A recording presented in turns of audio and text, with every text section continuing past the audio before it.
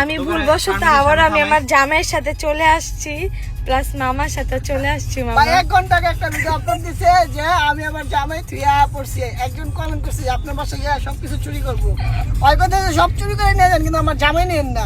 তারপর আমার বলতেছে আমার নানু বাসায় এখন কেমন থাকাটা ঠিক হবে, আমি আমার জামাই কাছে যাওয়া উচিত। আর নানু জিজ্ঞাসা যে যাবো, 1 ঘন্টা হয় নাই।